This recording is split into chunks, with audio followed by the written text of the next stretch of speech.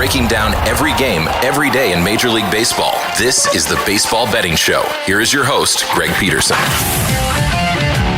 warm hello. Welcome to lovely Las Vegas for the Baseball Betting Show with myself, Greg Peterson, now part of the VSiN Family Podcast. We've got a great podcast for you, as we're going to be joined in segment number 2 by Dylann Rockford. He does great work over at the Sports Gambling Podcast Network, taking a look at the NFL, taking a look at the MLB as well. We've got to be diving into what we've all seen here in the first 3+ weeks of the regular season, some of the things that he's going to be taking a look at for Sunday, and how he's been playing a lot of these player props as well. So we're going to have a great chat in segment number 2. In the final segment, going to give you guys picks and analysis on every game on the betting board for this MLB Sunday as we touch them all. If you have a question, comment, segment idea, what have you for this podcast, you do have one of 2 ways we offer those in. First one is my Twitter timeline at GNN_D1. Keep in mind, letters EM. Name does not matter, so as per usual, please do send these into the timeline. Other way is find an Apple Podcast review. If you rate this podcast 5 stars, it is very much appreciated. And from there, you're able to fire on whatever you'd like to hear on this podcast via that 5-star review. Really did not get in any Twitter questions today, but we've got a few Friday games to clean up, and we had a great slate of baseball on Saturday. So let's take a look back at all of what we've got in the past 24+ hours from this great game. Try to find some trends and try to get to know these teams a little bit better. Games from yesterday is Greg buzzing about. Here is the rowdy recap. A rough year for the Giants just continues to get more rough. They were able to get a win on Saturday, but Friday night, they lost to the New York Mets by a count of 7-0. Pete Alonso got his 10th home run of the season in that one, as the Giants were shut out with Joey Lucchesi throwing 7 scoreless innings, punching out 9. Brooks Raley, Tommy Hunter, they were able to supply a scoreless inning as well. And for the San Francisco Giants, Anthony DeSclafani got lit up in this one, giving up 5 runs over the course of 4 innings, including that home run to Alonso. Sean Hegelet gave up 3 runs in 3 innings before Tyler Rogers was able to come in for a scoreless inning, though. The Giants would get a little bit of revenge on Saturday as they got a 7-4 W, as Logan Webb was able to get it done at home as he gave up 2 runs over the course of 7 innings. Bullpen of the Giants continues to be in the bottom 6 of the big leagues, and you saw Scott Alexander, Camilo Duvall both give up a run in that inning, but for Webb, 2 runs surrendered in 7 innings, including a home run to Brandon Nimmo, second of the season. But David Peterson, not a great day for the Peterson family. Gives up 7 runs in 5 innings, including a pair of home runs. Going deep for San Francisco, Brandon Crawford and Wilmer Flores, both of their 3rd home runs of the season, before you had Edwin Uceta come in, and he held down the fort. 3 scoreless innings for the Metropolitans. You saw the Seattle Mariners take it to the Cardinals on Friday by a count of 5-2, as for St. Louis, Steven Matz just continues to be a disaster. 4 runs surrendered in 5 1/3 innings, including a home run to Teoscar Hernandez, 4th home run season, while George Kirby, he was very solid. 2 runs surrendered in 6 innings. From there, Trevor Gott, Justin Topa, Paul Sewald all lend a scoreless inning, as for St. Louis, the bullpen wasn't too bad. Drew Verhagen gives up a run in 2/3 of an inning before Jojo Romero and Chris Stratton were both able to supply a scoreless inning. And the St. Louis Cardinals have been a sneaky under team. Going into Saturday night, they were 8 overs, 11 unders, and a push overall on the season. And the San Diego Padres, they just have not been able to find it with their offense. 9-0, they got blanked by the Arizona Diamondbacks on Friday. Saturday, we had my DK Nation write-up. We'll get into that in a few minutes. But for Zach Gallen, 11 strikeouts, 7 scoreless innings. Miguel Castro, Joe Mantiply, they both supply a scoreless inning. And for the Diamondbacks, 7 runs in the 8th inning. So if you took the closing total of 9 under, that was relatively rough, as it was 5 runs surrendered and a 1/3 of an inning by Luis Garcia. Reese Kennard gave up 2 runs in 2/3 of an inning. Seth Lugo, not a bad start. He gives up 2 runs in 6 innings. Ray Curry, scoreless inning, but the Padres offense could do absolutely nothing. And the Angels, they had Shohei Ohtani blank the Kansas City Royals by a count of 2-0 on Friday, as Ohtani, 7 scoreless innings, 11 strikeouts. Carlos Aceves, Jose Quiada, a scoreless inning, as the main offense for the Angels came from Chad Wallach, as he had his first home run of the campaign. That comes off of Ryan Yarbrough, the bulk guy. Taylor Clark, 2 scoreless innings as the opener. Yarbrough gives up 2 runs over the course of 4 innings, so nothing bad there. Amir Garrett along with Josh Stamout, they both go for a scoreless inning. And then on Saturday, we did see a double dip between the Marlins and the Guardians. Game number 1 went to the Marlins as they unexpectedly scratched Sandy Alcantara. Instead, it was Devin Smeltzer that got the start. And, well, the Cleveland Guardians, they just smelt it. 6-1 the final. As for Miami, Smeltzer gives up 1 run over the course of 4 innings. Andrew Nardi, Uskar Brazobin combined for 3 scoreless innings. Matt Barnes, Steven Okert were both able to supply a scoreless inning, and Brian De La Cruz goes deep off of Shane Bieber. He had a fever for going deep for a second home run season for Bieber. Not a sharp start. 5 2/3 innings, walks 4, gives up that home run, 3 runs in total. From there, a third of an inning for both Nick Sandlin along Tim Hearn. They give up a combined 3 earned runs while getting a combined 2 outs. Aniel De Los Santos, pair of outs out the bullpen, and then Hunter Gaddis, he came in for 2 scoreless innings. You did see a little bit earlier on Saturday, the LA Dodgers, after they had a terrible display on Friday, restore order. 9-4, they take down the Chicago Cubs. Dustin May, it was May Day. 2 runs surrendered in 5 1/3 innings. He did have Yancy Almonte give up 2 runs in his inning of work as going deep off of him for the Cubs. Nico Horner, second home run of the season, but Alex Vesey, a pair of outs out of the bullpen. Caleb Ferguson, Shelby Miller, they both give you a scoreless inning. And pair of home runs from a pair of gentlemen for the LA Dodgers. James Outman, home runs number 6 and 7 of the season. Max Muncy, home runs 9 and 10 of the campaign as Brad Boxberger serves one up to both of them as he gave up 3 runs in 2/3 of an inning, including 2 bombs. Mark Leiter gave up another one of them, giving up 2 runs in an inning. You had Albert Alzolay give you a scoreless inning, and Julian Merriweather was able to give you an out of the bullpen. But Michael Rucker coming in for a pair of outs wasn't good for any of these guys. Brandon Hughes gives up a run in an inning, and Hayden Wesneski, the starter, 3 runs surrendered in 4 1/3 innings, so that was a little bit rough as for the LA Dodgers. Now 11-11. Strange to see them at 500 this late in the season. Phillies, they get the win, but they don't cover the run line. 4-3 the final as Kyle Freeland was not on his game in this one, giving up 4 runs over the course of 6 innings, including 3 home runs. For the Philadelphia Phillies, Nick Castellanos, pair of home runs, first and second of the season, so there must have been some sort of a tragic event that happened on Friday that led to that. And then Christian Pache was able to get his first of the season. For Christopher Sanchez, not a sharp first outing for him for the Philadelphia Phillies. Gives up 3 runs over the course of 4 1/3 innings, but bullpen at his back. Sir Anthony Dominguez, Craig Kimbrell, Gregory Soto were all able to end a scoreless inning. And Connor Brogdon, 5 outs out of the bullpen, scoreless. Meanwhile, for the Rockies, Daniel Bard and Jake Bird were both able to give you a scoreless inning. You saw the Tampa Bay Rays walk it off once again against the Chicago White Sox. 4-3 the final as Dylan Cease was not long for this game, and honestly, the White Sox bullpen was not terrible for once. For Cease, he gives up 3 runs over the course of 4 innings, including a home run to Randy Arozarena, his 5th home run of the season. From there, the White Sox piece fielded together. Keenan Middleton, Kendall Graven, Reynaldo Lopez all give you a scoreless inning. Gregory Santos, 2 scoreless innings. Jimmy Lambert gives up the unearned run that starts on second base in the 10th inning. But what killed the Chicago White Sox is that they did have a Middleton throwing error in this one, and they went 0-4 with men in scoring position as the White Sox 3 runs all came on solo home runs as Yasmani Grandal and Eli Jimenez both got their 2nd home run season off of Shane McClanahan, and then Jason Adam gives one up to Gavin Sheets, his 2nd home run season. For McClanahan, gets 10 punch-outs, gives up those 2 solo home runs over the course of 6 innings. Adam gives up that solo home run in his inning of work, but Colin Pouchet, Pete Fairbanks, Garrett Clevenger were all able to end a scoreless inning to be able to get this one to the window. How about the Washington Nationals? 10-4 over the Minnesota Twins. For the Nats, it was all about an attitude. 6 of 19 with men in scoring position. Chad Kuhl was not so cool in this one. He only gives up 1 run as that 1 run came off of a solo home run from Byron Buxton, 3rd home run season, but knocked out very early. Bullpen was able to do their part though. Carl Edwards Jr. along with Anthony Banda both give you a scoreless inning. Mason Thompson, 1 unearned run, give it up in 2 1/3 innings, and then you did have 2 runs surrendered in an inning by Hobie Harris. But for the Minnesota Twins, Pablo Lopez. This was not a good start for him. 5 runs surrendered over the course of 4 innings. It turned into long reliever Simeon Woods Richardson having to come in. He gave up 5 runs in 4 2/3 innings, including a home run, going deep for the Washington Nationals.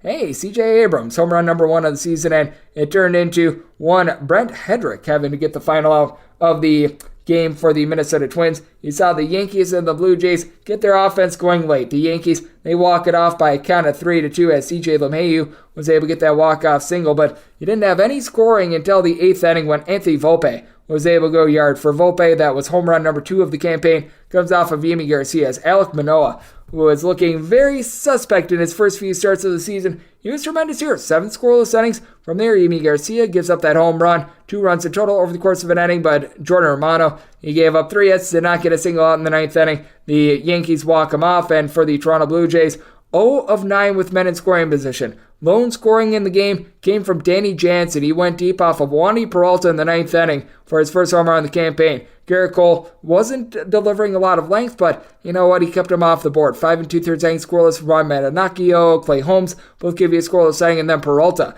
trying to close things out in the 9th inning, gives up that home run, 2 runs in total in 2/3 of an inning, but Jimmy Cordero, he was able to rescue it, got a pair of outs out of the bullpen. That gave the team the W. The Milwaukee Brewers were able to get it done by a count of 5-4 against the Boston Red Sox. For the Sox, they were able to get a pair of home runs. Rafael Devers, 8th home run of the season.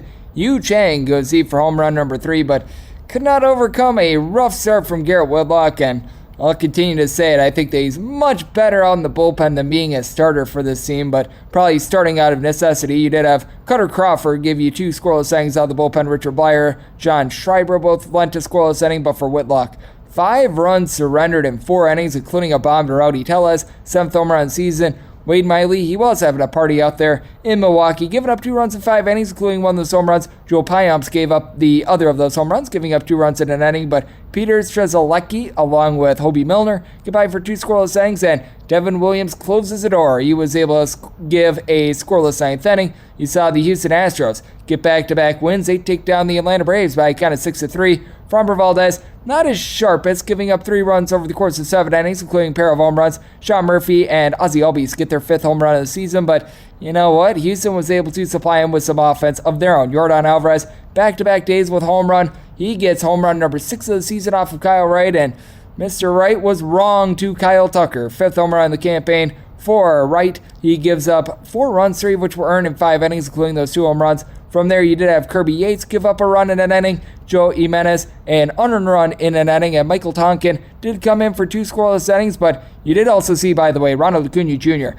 3 stolen bases in this one. He's got 11. I believe that's a league lead, but Rafael Montero, Brian Abreu, they were both able to land a scoreless inning to be able to get that one to the window for the Astros. The Orioles, they take a 5-1 W over the Detroit Tigers, a Tigers team that's been a little bit all over the place this season, by the way, as they've been doing a solid job with their pitching, but hitting has just not been there for them, as you did have Joey Wentz not deliver. 5 runs given up in 4 innings, including a home run for the Baltimore Orioles. Home run number 1 of the campaign for one James McCann, and the Orioles had Kyle Gibson go to work. 11 punch-outs, gives up a solo home run over the course of 6 1/3 innings, as Zach McKinstry got his 2nd of the campaign. Will Vest, Tyler Alexander both lent 2 scoreless innings to the Detroit Tigers, and for the Baltimore Orioles, Danny Columbia scoreless inning. Ynier Cano, don't you know, he was able to give 1 2/3 innings scoreless. The Oakland A's and the Texas Rangers are currently your top 2 teams to the over in all of baseball, and they played another over. You also have the Houston Astros tied with them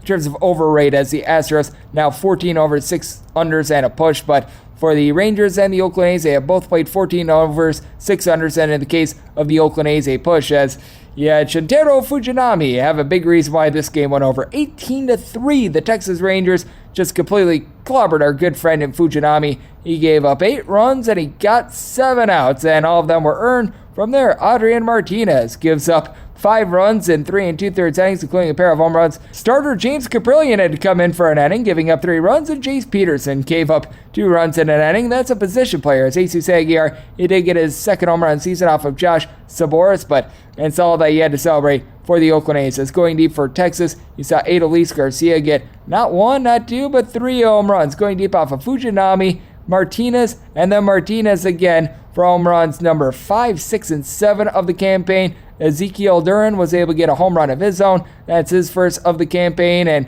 you did see for Andrew Heaney a relatively solid start. 2 runs surrendered over the course of 6 innings. And Ian Kennedy, he was able to lend a scoreless inning as well.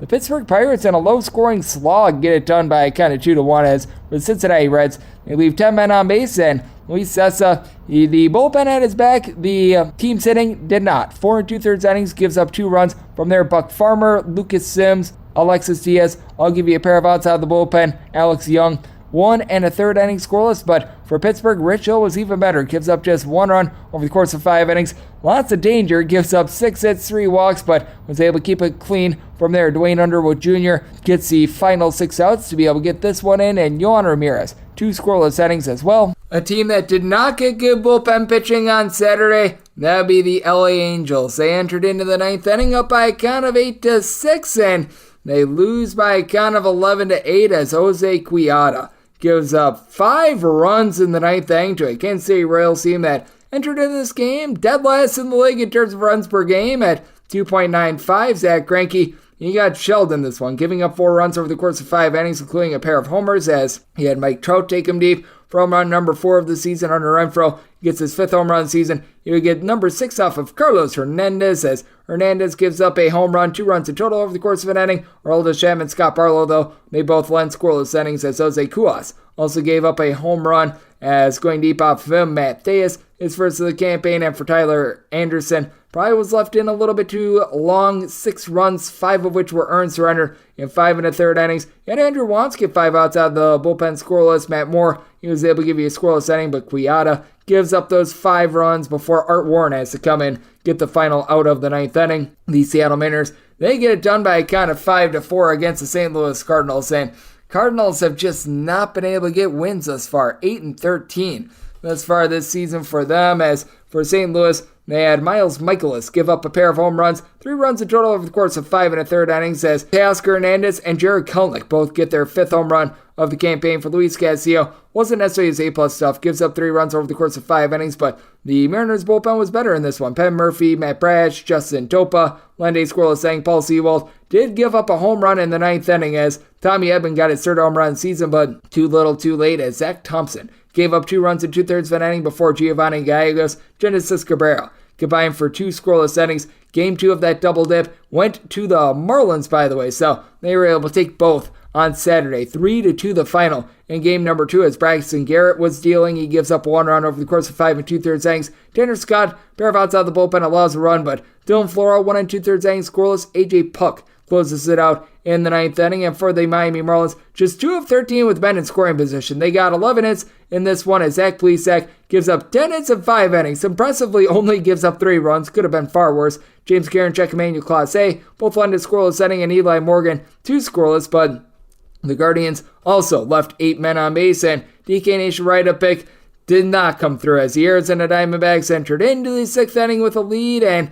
each out of my last 4 DK Nation write-up picks in which a team has led it going into the 6th inning has lost, as the San Diego Padres, they had Fernando Tatis Jr. lead this game off with a home run, his first of the campaign, and Joe Musgrove in his first start of the season didn't necessarily look sharp, gives up a home run, 3 runs in total over the course of 5 innings as he was taken deep by Christian Walker, 3rd home run of the season, but bullpen did their part. Josh Hader, Steven Wilson, Ryan Weathers, Tim Hill all lend a scoreless inning in for Arizona. Merrill Kelly, who's had a very good track record against the Padres, not so much in this one. 5 walks, gives up 4 runs in total over the course of 5 innings, including that home run to Tatis. You had Scott McGough give up a run in 1 2/3 innings, Andrew Chafin and out of the bullpen, and Kevin Ginkel and Kyle Nelson both do lend an inning scoreless, so you did have Nelson give up a pair of runs that he had inherited. And if you're taking a look at Major League Baseball right now, we are still seeing a trend to the over, but things have ironed out a little bit more in terms of totals. The over is still hitting at just 52.2%, 157 overs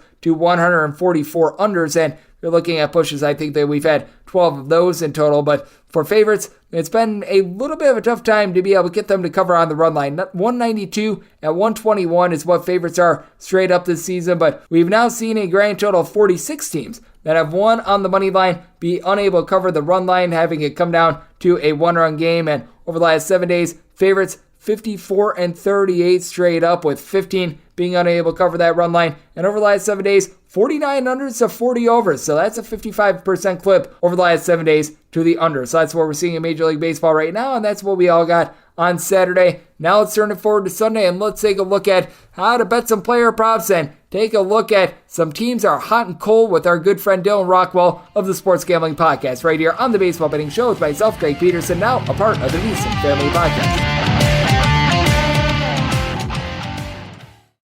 Are you ready to become a winning sports bettor? Schedule a call with SBIA to find out how their service can make you a long-term winning player.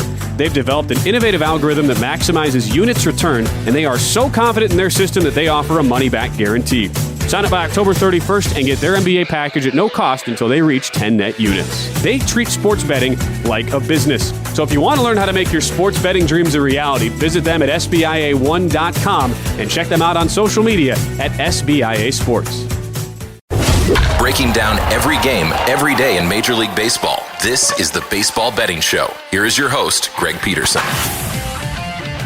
And we're back here in lovely Las Vegas for the Baseball Betting Show with myself, Greg Peterson, now part of the VSiN family of podcasts. It is great to be joined by our guest, Dylan Rockford, is doing great work over at the Sports Gambling Podcast Network. I know that he mainly contributes to their football and baseball podcast, which you're able to find wherever you get podcasts, Apple Podcasts, Google Play, list goes on and on. I know that he also does a great job with the Dream Wager as well. As Dylan is a man that's out there on the East Coast doing a great job. Take a look at the game that we love of baseball, and to be able to follow Dylan Rockford on Twitter, that is at RockK24. So the word rock, the letter K, and the number 2 and 4 all together. And Dylan, it's great to have you aboard. Thank you. Thank you, Greg. What an intro. Appreciate it. And yeah, you've been a guy I looked up to a long time since I've been coming into this gambling industry. So thank you for having me on. I appreciate you joining me. And Dylan, I've been noticing that you've been playing a lot of player props thus far this season. What have you been looking for in terms of the player prop market? Because as we know, this is one that you take a look at more the day of the game. Trying to take a look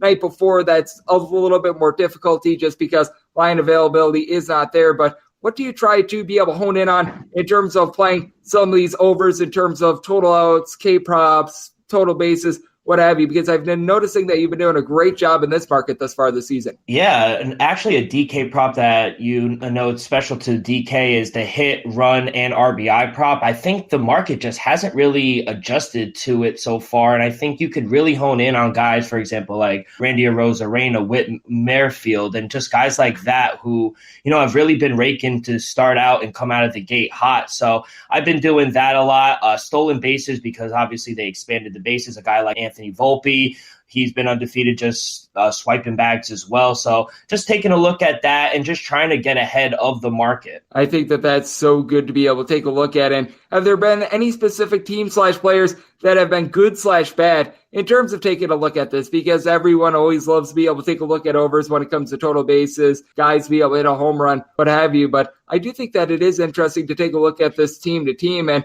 I do think that sometimes, even though it is an individual sport, the surrounding guys as well can play a big role, because when you have no protection, like, I don't know, the Detroit Tigers and the Oakland A's have in terms of your lineup, it can be very tough for some of these guys to just be able to move the line, and puts a lot of pressure on them. Yeah, shortstop Jorge Mato from the Orioles, 8 steals on 9 attempts, and, he actually led the AL in steals last season with 35, and it's kind of been a perfect storm for him this year. He's getting on base at a 431 clip, and he kind of has the green light to run. Look, the bases got bigger, like I mentioned. He has led the 8 steals so far. He has 3 home runs, 372 batting average. I mean, hopefully he keeps it up. But even if he doesn't, I think this is another guy we could take advantage of on stolen bases. A guy like Patrick Wisdom, 9 home runs. And what's most remarkable about that is 9 of those home runs came in the first 4 days on his road trip. So a guy like him, even Jarred Kennelich from the Mariners, 603 slugging. And he was part of that Met trade with Cano and getting Edwin Diaz over to New York.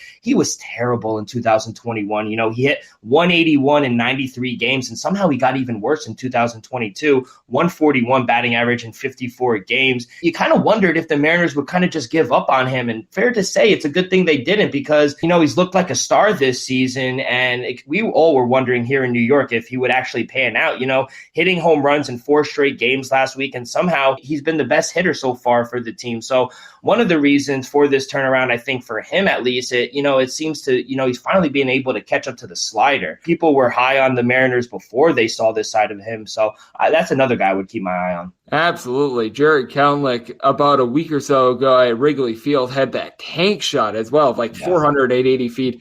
Someone that it felt like every single time he was sent down to AAA, he hit really well. Every single time he was sent to the big leagues, he couldn't put it all together. Now he's been able to put it all together. As we do have Dylan Rockford, who does great work over at the Sports Gambling Podcast Network, joining me on the podcast. And Dylan, we're about 3 weeks through the season, a little bit more than that, but I've been a few teams that have been sending out to you in which have been either very profitable for you in terms of backing them or fading them, because we do have a few teams that have been over and underachieving thus far this season. But what have you all had success with thus far this season in terms of a team standpoint? Yeah, from a team standpoint, the Buccos, I think they're a very fun team to back so far. Basically everything is different. The Pirates, they had the 3rd worst OPS, 655, and the 5th worst ERA, 466 in the MLB last season. This season, .784 in their OPS, ranked 7th, and they shaved a half a run off of their ERA down to 4.08. Brian Reynolds, it doesn't look like they're going to trade him. Even Andrew McCutchen, they're off to a good start. So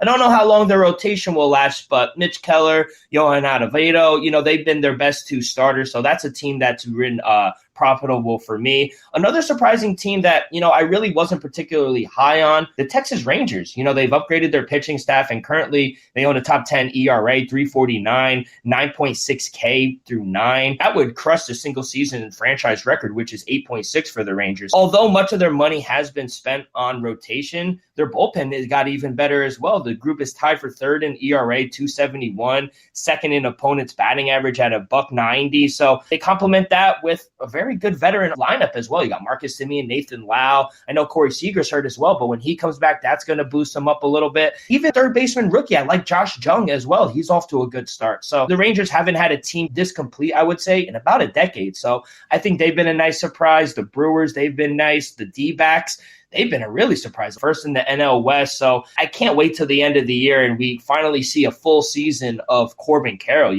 He's a game changer with his speed. He's improved their lineup.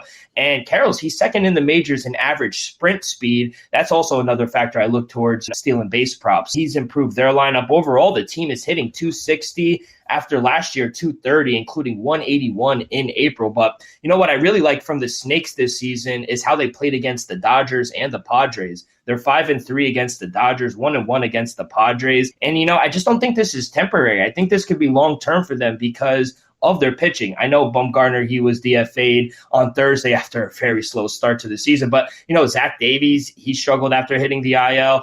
But listen to this rotation. You got Nelson, 3.71 ERA, Zach Gallen, 3.33, Merrill Kelly, 2.53, Jameson, 2.25 in his 2 starts. The only other teams with at least 4 starters with 2 or more starts and an ERA under 3.75, Braves, Astros, Giants, and Rays. So very good company to be a part of. And they are going to be facing off against the San Diego Padres on Sunday. And I do think that they're going to be a little bit outgunned in this pitching matchup, as barring some sort of a late change, it's going to be Yu Darvish against Trey Jamison. And I do think that Jamison has got some upside, but I do think that the 2.25 ERA is a little bit of a flash in the pan. But I took a look on the flip side of this matchup to the San Diego Padres, and I do have some concerns there. They get back Fernando Tatis Jr., but I think it's going to be a few weeks until we see the Fernando Tatis Jr. of old. We recall his first game back. He went 0-5. It feels like there's a lot of adjustments to be made with him, with the new pitch clock, what have you, and he just didn't see a single at-bat in 2022. They're getting back Joe Musgrove on Saturday as we do this as well. We are unsure how that start-finish out for him, but for the San Diego Padres, I do think that there's upside with them, but I do think that there could be some struggles for them early on, and then once the value on them diminishes, that's when you could be in a good buy low spot on them. Yeah, 100%. I don't even know maybe you could let me know what's really going on with Juan Soto, because it looks like ever since he's been traded to them, he draws a lot of walks and, he gets on base, but he had a home run the other night, but I don't know what's going on with him. It seems like their offense is just kind of stuttering out of the gate. Yeah, I do think that the Diamondbacks are going to be able to provide quite a bit of value to the under. And to your point about Juan Soto, I feel like he wasn't even that good last season when he was with the Washington Nationals. I think that perhaps we anointed him a little bit too soon, and I think that he's a heck of a player, and he's still just 24 years old, but I think that he's just going through a little bit of a wall right now. So I think that is going to be interesting to see if he's able to pick it up as going into Friday night. Padres bottom 5 in the big leagues in terms of both batting average and runs per game. That is just not going to cut it, as we do have Dylann Rockford. He does amazing work over at the Sports Gambling Podcast Network, and he is joining me on the podcast. And something that is always unique to these weekend podcasts is we're going to have Sunday Night Baseball coming up. That is going to be between the Mets and the Giants. And if you want a disappointing team in the NL West, how about the San Francisco Giants, who 2 years ago, they were the story of baseball, able to win the division. Now they start out 6-12. It's been a complete slog for them. They are going through makeshift starters. They've been trotting out their Sean Manaea, has not been able to get the job done. But for one, how disappointing has this been for the San Francisco Giants? And two, is this going to be a possibility where with these two teams on Sunday Night Baseball and the Giants and the Mets, you're going to perhaps look to fade them in their next game as well? Because I've noticed that over the years, teams that play on Sunday Night Baseball and then they turn around on Monday, the Giants will be playing and the Mets will not, that they typically are in a pretty good fade spot on that Monday. Yeah, I love to fade teams coming off playing Sunday Night Baseball. And yeah, I've been fading the Giants mostly this whole week, 3-7 in their last 10. They just don't do a very good job hitting in general. On base, they're 11th in the league, which is all right. But other than that, they strike out a ton of swing and miss guys. So they're a good team to look for opponents' K props. I do like that as well, but they're not good at home. They're not good on the road. They're not good at favorites. Sean Manaea, he looked awful against the Mets as well. They lost 4 of their last 5. I just don't think it's going to get easier for them too. After playing the Mets, they play St. Louis, then they play the Padres, and then come May, they play the defending champs, the Astros. So it's not getting easier for the San Francisco Giants. So they need to turn some things around, I think. I do think so as well. They've been one of the big disappointments in all of baseball, and this has been a team that has been the exact opposite. As we talk about a team in the San Francisco Giants have not been able to get things going. How about the Milwaukee Brewers entering into Friday night in their series against the Boston Red Sox at 14-5? Now, I do think that there is going to be some regression with them. I don't think that's necessarily going to be coming on Sunday when they've got Corbin Burns out the mound. But at the same time, I do take a look at the Milwaukee Brewers, and I think that they are going to be a very interesting case study moving forward because I do think that they're going to be able to pick up more wins. They've got the Boston Red Sox on Sunday. Then they're playing us to the Tigers. They should be able to win that series. Playing us the Angels, I'm thinking that they should be able to do a nice job there. And then they got the Rockies and the Giants before things get really difficult. But just like I was talking about the Padres, being a team that maybe you want to fade a little bit the next few weeks and then buy when their stock gets at its lowest point, I think that the Brewers are in a nice buy spot right now and then perhaps sell high in May because I still do have some question marks with regards to a Brewers team that's currently in the top 2 in terms of bullpen ERA and have been ripping the cover off the ball at home, which I just don't think is going to be sustaining throughout the season. Yeah, I don't know how long you could sustain that. I agree. I think they're a good team to buy low on now. And, they're another team. I mentioned it a little previously that teams that have been really exceeding my expectation. And, what stands out to me is their pitching. MLB, they've seen an increase in offense following the 2023 rule changes. Average team runs going from 4.28 per game in 2022 to now 4.61 this season. But the Brewers, they've been able to avoid that trend, allowing only 3.51 per game. That's 4th in the MLB this season after allowing 4.25 a year ago, which was tied for 16th. They have some nice pieces, and I think they'll get better. But my one worry is with the Padres, they're that team that they can never get over the hump. The Brewers, they've reached the playoffs in 4 of their past 5 seasons, but they have never passed the NLCS in that span. Milwaukee's one of 3 franchises that have existed since 1960 to not have a World Series. The other 2, Padres and Rangers. So I think it's a good spot to buy low on them, but come towards the All-Star break, I think it's a time to fade them as the Cardinals start to heat up. Absolutely, as we are being joined by Dylan Rockford. He does great work over at the Sports Gambling Podcast Network. And Dylan,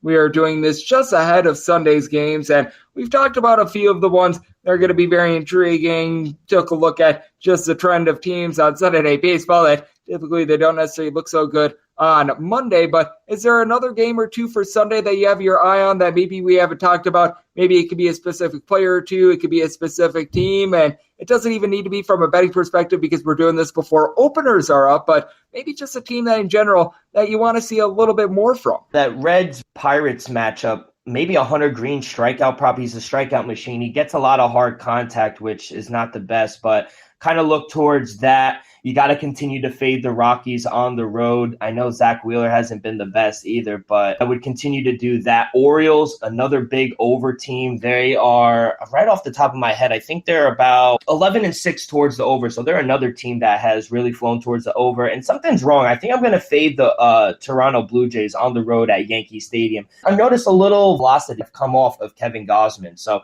I think the Yankees could touch him up a little bit. I'm going to definitely fade the Boston Red Sox with Bello on the mound, Corbin Burns. I think we just got to continue to fade Patrick Corbin in the Nationals. So they're just another team. Them, the Athletics, the Royals. I just think they're teams that we could profit off, and we're still getting plus money on run lines with them is just remarkable in my eyes. So yeah, a few games that I like. And I'm so glad that you mentioned the Colorado Rockies on the road, as that Rockies bunch last year, they led the big leagues in runs per game at home. On the road, they were dead last in terms of runs per game, as every team other than the Rockies last year averaged at least 3.4 runs per game on the road. They had fewer than 3 at 2.99. Just absolutely incredible. But what else is incredible? The hard work that you put in, Dylan. I know that you do a great job on the baseball front along with the NFL front, but you do a little bit of everything over there at the Sports Gambling Podcast Network, doing a nice job contributing on a wide variety of shows. So let the good people at home know what's on tap for you and how people can follow along on social media and other platforms. Yeah, absolutely. You guys can find me on the MLB SGPN podcast. We go about 6 days a week. We preview and break down every game. It's a fun show with my boy Malcolm, Moonoff, and Noah. I'm also on the NFL SGPN podcast as well with Sean and Ryan. And I also have my own podcast, The Dream Wave. You can guys find me at that as well. I give out all my plays on Twitter. You guys can find me on Twitter at Rock with 2Ks24. Dylan Rockford is doing an absolutely terrific job taking a look at the great game of baseball, doing a little bit of everything from full game sides and totals, doing a great job on the player prop front as well, and it was great to be able to get him aboard today. A big thanks to Dylan for joining me on the Baseball Betting Show, now part of the VSiN Family Podcast. And coming up next, it is that time of the podcast. I give you picks and analysis on every game on the betting board for this MLB Sunday as we touch them all. Breaking down every game, every day in Major League Baseball. This is the Baseball Betting Show. Here is your host, Greg Peterson. And we're back here in lovely Las Vegas for the Baseball Betting Show with myself, Greg Peterson, now part of the VSiN Family Podcast. It was great to get Dylan Rockford aboard. Does great work over at the Sports Gambling Podcast Network. I know his main two beats are the NFL and MLB, but does a great job with a little bit of everything, and was a pleasure to get him on today. A big thanks to Dylan for joining me in the last segment. Now it is that time of the podcast to give you picks and analysis on every game on the betting board for this MLB Sunday as we touch them all. If a game is listed on the betting board, Greg has a side and a total on it, so it is time to touch them all. Do note that, as per usual, any changes that are made to these plays will be listed up on my Twitter feed at GNet_81. We're going to be going in the Las Vegas rotation order. This is where we go with the National League games first, then the American League games, and any interleague games. Those are going to be at the bottom. That'll keep things all nice, neat, clean, and easy. So without further ado, let's dive in on this first game of 951, 952 on the betting board. It is the Colorado Rockies on the road facing up against the Philadelphia Phillies. Zach Whelan and Dylan Wheeler goes for the Phils, and Jose Urena is going to be on the bump for Colorado. 9 is the total. Unders anywhere between minus 110 to a minus 115. Overs between minus 105 and minus 110. Phillies anywhere between minus 265 and minus 288 favorites. Meanwhile, you got the Rockies anywhere between plus 230 and plus 245, and I do need at least a plus 250 to take a shot here on the Rockies. We're getting a little bit close if you are taking a look at the run line, by the way. Currently finding that at right around a minus 150 on the Philadelphia Phillies, and this is a spot where if you're getting a plus 130 like I'm seeing right now on this Rockies run line, this is going to start to be a take for me. If we can get north of a plus 250, I'll be taking a look at the money line. But at current numbers, I'd be more inclined to take a look at a run line of the Rockies just getting a run and a half, because we saw it each out of the last two nights. The Phillies won the game, but they won the game by just one run. This is a Phillies lineup that has actually done a very good job of being able to get on base. They're hitting at 279 as a collective with Nick Castellanos, Alec Bohm, Bryson Stott, Brandon Marsh, Armando Sosa, all these guys hitting at least a 300. They're not really driving them in, though. Kyle Schwarber has 5 home runs thus far this season, but they entered into yesterday with 19 home runs in 21 games, so they've been sort of getting guys on, but not really able to drive them in. And for the Colorado Rockies, they were the lone team in the big leagues last year that averaged fewer than 3.4 runs per game on the road, averaging 2.99. This Rockies offense just falls off a cliff when they are on the road. Now, they've done an okay job in this series. They've been able to get to at least 3 runs at every one of their games. They, I don't think, have exceeded 4 runs, but you know what? CJ Cron has been able to give you 5 home runs thus far this season. You've been able to get a little bit more with Chris Bryant being in the fold, but he went out of yesterday's game as well, so that's not great. You've got to figure that he's going to be out for this game and just moving forward a little bit, but Jonathan Daza has been able to move the line. And for the Colorado Rockies, this isn't the world's worst bullpen. They pick up Brad Hand. They've got Daniel Bard back in the fold. Pierce Johnson has been a little bit of a hot mess, but I like Brent Suter. And then for the Philadelphia Phillies, Jose Alvarado has been amazing in this bullpen. Everyone else has been less than amazing for the team. It's Anthony Dominguez, north of an 80 ERA. Gregory Soto is running into form after a rough start to the season. Connor Brogdon has been okay, but did have to use up Soto and Brogdon yesterday, so that's a big issue that is facing this team. And Zach Wheeler, he's got a career ERA right around 4.30 in the months of March and April. He doesn't have an ERA north of 3.81 in any other month, but he's always been significantly better at home rather than when he has been on the road. You just take a look back to the 2022 campaign, and he had a .85 home ERA compared to a .384 ERA on the road, giving up at home 0.6 home runs per 9 innings. And Jose Urena has been very, very bad for this team, as currently he's got an ERA of a .982, giving up 7 home runs in 14 2/3 innings. I think that it's fair to say giving up north of 4 home runs per 9 innings is a little bit of bad luck. I think that he should be able to rein it in a little bit more in this start, and he's been doing a little bit better recently. He did give up 5 runs at his last start against the Pittsburgh Pirates, but I do think that he's going to be able to round into a little bit more form, bring down the walks a tad, and it's been a Phillies team that just hasn't been able to drive them in. Semi-total at an 8.1. Going to be looking at the under, and at a plus 130 or greater, willing to take a run and a half with the Rockies. If we get north of plus 250, would be willing to dive in on that money line. 953, 954 on the betting board. It is the Cincinnati Reds. Yes, we are on to Cincinnati. They're under the road facing off against the Pittsburgh Pirates. Vince Velasquez goes for the Buccos, and Hunter Green is on the bump for the Reds, and this is pretty much a pick'em game. You're finding the Pittsburgh Pirates anywhere between a -104 to a -110, and with the Cincinnati Reds are anywhere between a -103 to a -110. 8.5 is your total. The over is -115, and the under is -105. At a -103 or less, I'm going to be taking a look at the Pirates. I pretty much set this right around this range myself. I set the Pirates as slightest of slight favorites at -103, so I personally am just going to be taking a look at the team that becomes an underdog in this spot. It's a very simple solution to this because I do think that both of these teams are relatively equal. I do think that the Reds have a starting pitching advantage with Hunter Green because Hunter Green has actually been better throughout his career on the road than he has been at home. He's got a career about .421 ERA on the road. He's giving up still right around a home run and a half per 9 innings, but at home that goes up even more to more like a .480 ERA, giving up north of a home run and a half per 9 innings. And for Vince Velasquez, the one start that he made at home this season, he gave up 5 runs at 2 2/3 innings. Got to figure that he's going to be able to do a little bit better in this spot, and he has looked a little bit better in his most recent few starts.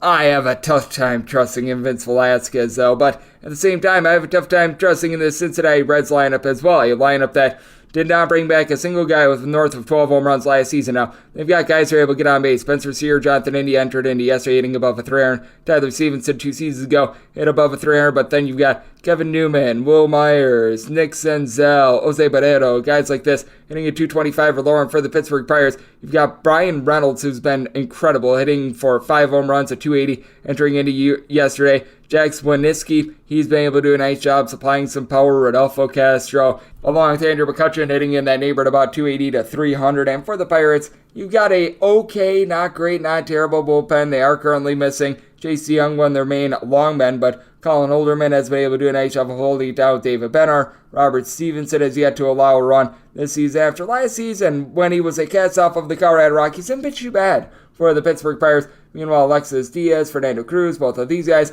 had a sub-2 ERA with the Reds last season. Now, you got guys like Revier, Sam Martin and company that are not terrific, but I've always liked Lucas Sims. I think that he's going to be able to give a nice little spark to this bullpen as well. So I do think that the Reds are in relatively good hands with that regard. As of current numbers, I think I'm seeing a -103 out there with the Pirates. That's where I'd be looking right now, -103 or less with the Pirates. But this is ultimately going to be based on late night line movement for me. Whatever team pretty much becomes the underdog is the team that I'm going to be betting on. And I did set my total at an 8.9, so getting an 8.5. I do think that the Reds get to Velasquez, Hunter Green. He gives up a bunch of hard contact, and neither of these bullpens necessarily too amazing. So looking at the over on 8.5 and looking at whatever team becomes an underdog in this spot at a plus money price. 955, 956 on the betting board. The Chicago Cubs, they play with the LA Dodgers. Clayton Kershaw is going to be going for the Dodgers, and Marcus Stroman is on the bump for the Cubs. Cubs are plus 125 across the board. Anywhere between -134 and -145 is your number on the Dodgers. No total currently up on this game. It is a Wrigley Field game, so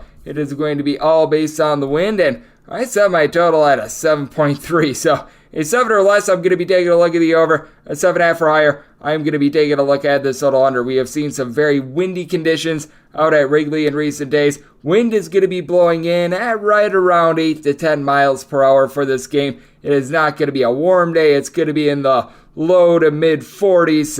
not necessarily great hitting conditions that are going to be had on Sunday. And I do think that Clayton Kershaw, though he's a little bit more up there in years, is going to be able to benefit from this. Clayton Kershaw has actually been much better at keeping balls in the yard when he's been on the road rather than when he's been at home. Really, since the beginning of the 2020 season, his home runs per nine rate is about 20% lower when he is on the road. He's coming off of a masterful start where he won 7 scoreless against the New York Mets. Guy still has it 4 walks in his 4 starts, so command has been pinpoint. He's posted up a 2.52 ERA this season and still getting north of 9 strikeouts per 9 innings. Marcus Stroman last year had north of a 5 ERA at home, right around a 2.05 ERA on the road. He has just been masterful everywhere that he has been this year. A 0.75 ERA, allowing 2 runs in 24 innings, so he's been able to lock it down. I do think that he's going to be able to do so once again, but he's not backed up by the same bullpen that you do have with this LA Dodgers team. As for the Cubs, you do have a pair of guys in Brad Boxberger, Michael Fulmer that come in during the offseason, and Mark Leiter Jr. has been getting this bullpen, but Julian Merriweather has been a hot mess. I have a tough time trusting in someone like a Michael Rucker, Edbert Alzolay, and for the LA Dodgers, bullpen has been in the bottom half of the big leagues in terms of ERA. Last year they were number 1 in the National League. They are missing Evan Phillips, but guys like Alex Vesia, Yancy Almonte, Caleb Ferguson that all had a sub-3.3 ERA, I think that they're going to be able to pick it up. They call back up to the big leagues Victor Gonzalez, a guy that I do think has quite a bit of upside. It's been a while since he's been up at the big league level, but I think that he's going to be able to give this team a little bit of fight. And for the LA Dodgers, this team still ranks number 2 in the big leagues in terms of total home runs behind the Tampa Bay Rays. James Outman has been incredible thus far this season, as he's been able to supply 7 home runs. Max Muncy, currently he's got 10, second player in the big leagues to be able to get to 10 bombs, as Muncy, along with JD Martinez, Mookie Betts, all these guys sitting between about a 252, 260, and I fully expect Mookie Betts to be able to pick it up with regards to his power as well. Freddie Freeman has been able to move the line, and for the Chicago Cubs, not a lot of power outside of Patrick Wisdom, who has been incredible. He's got 8 to 9 home runs in his own right, but got a lot of guys hitting above 300. As a matter of fact, their top 4 hitters from yesterday, and Ian Happ, C.A. Suzuki, Dansby Swanson, Nico Horner, all hitting at least a 300, while Cody Bellinger, 375 on base. He's been able to find that MVP form. Trey Boomer Mancini is giving you good professional at-bats along with Eric Hosmer, so I do think that the lineups are solid, but I do think that these pitchers are going to be dealing. For the Dodgers, I do need a small move down. Currently, we're seeing them more around minus 135 in most spots. I'd be willing to take this at a minus 133 or less, and I am seeing a minus 130 popping up right now. At that minus 130 price, that is my buy point on the Dodgers, so at current numbers, that's where I would be looking, though. I'm going to be gauging this overnight personally because we currently don't have a total up, which means I don't have any run lines to work with. I'd be willing to take the Dodgers at a plus 135 or greater, laying a run and a half. So I'm in a little bit of wait and see mode, but at current numbers, would be willing to lay the minus 130 that just popped up, and 7 or less looking at the over 7.5 higher to the under. 957, 958 on the betting board. It is the San Diego Padres, and they are going to be on the road facing off against the Arizona Diamondbacks, as Trey Jemison is getting the start for the Snakes, and Yu Darvish is going to be on the bump for the Pods, and the Padres are anywhere between minus 133 and minus 140 favorites, anywhere between plus 120 and plus 126 your number on Arizona. 9 is the total, over and under both at minus 110, and for the Padres, I did set them at a minus 147. I'm going to be willing to take them on the money line now. For Yu Darvish, it has been a little bit topsy-turvy for him, and his ERA when he's been in San Diego is more than 1.5 points higher on the road rather than at home. So you do have your trepidations there, but I do think that he's going to be able to do a solid job against an Arizona Diamondbacks team that did enter into yesterday 25th in the league in terms of home runs. They've had a tough time going yard at home in general this season. And for the Arizona Diamondbacks, you do have guys that are moving the line for the team. Corbin Carroll entered into yesterday with 7 stolen bases. I know that our good friend Dylan was talking about taking a look at stolen bases props with him. And for the Diamondbacks, the guys you wouldn't expect to hit have been hitting, and the guys that you would expect to hit are not hitting. It's been very strange. Like Geraldo Perdomo entered into yesterday hitting a 400. Pavin's fifth hitting a 333. Josh Ross hitting a 325. These guys are all doing for a regression. Meanwhile, guys like Christian Walker and Alec Thomas, who have not been hitting, they're doing for progression. So they've really gotten what they deserve. It's just been the guys that have not been deserving getting it. So I find that to be fascinating. And for the San Diego Padres, they welcome back Fernando Tatis Jr., but it's going to take him a while for him to look like his normal self. Entered into yesterday, 1 out of his first 9. Just looks lost at the plate, and that's going to happen when you take a full year off of baseball due to injury and suspension. So there's that. And for the rest of the Padres, just not been great. 28th in the league in terms of batting average entering into yesterday, 25th in terms of runs scored. Xander Bogaerts has been amazing, by the way. 415 on base, 5 home runs entering into yesterday. Juan Soto and Trent Grisham, both with 4 home runs as well. But for Soto, hitting a $176 entering into yesterday. Grisham just a 224. Awesome Kim, Austin Nola, really the entirety of that catcher spot. Matt Carpenter, all hitting below the Mendoza line of 200. And for the Padres, the bullpen hasn't been terrible, but now they're dealing with an injury to DeBell Crisman. You got Steven Wilson had a sub-3 ERA last season. Josh Hader has been tremendous, and credit where credit is due to Brent Honeywell. He's been able to do a solid job in this bullpen, but for the years in the Diamondbacks, I did like the pickups of Miguel Castro, Andrew Chafin to be able to shore up the bullpen, as now you've got Joe Mantiply back in fold.